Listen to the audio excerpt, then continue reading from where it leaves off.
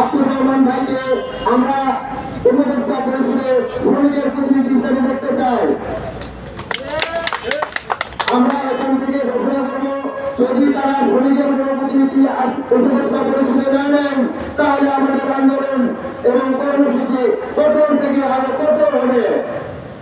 কারণ এদেশে যত নির্যাতন নিপীড়ন শ্রমিকেরাই সবসময় রাজপথে লড়ে আসছে।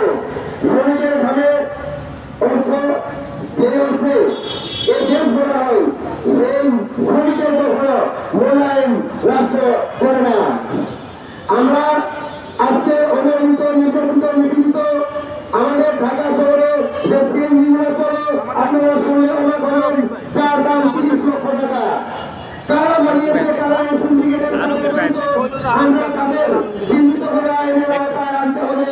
এই আহ্বান জানাচ্ছি বাংলাদেশ শ্রমিক অধিকার পরিষদকে।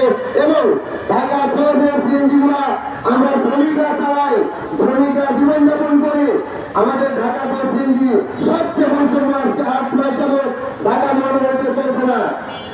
এই প্রতিবাদ বিদায় করে আমরা আবার নতুন করে বৈষম্য শিকার যে হলাম, এটার থেকে মুক্তি একমাত্র আমাদের শ্রমিকের প্রতিনিধি যদি উপদেষ্টা পরিষদে যায়, তাহলে শ্রমিকের কথা শুনবে।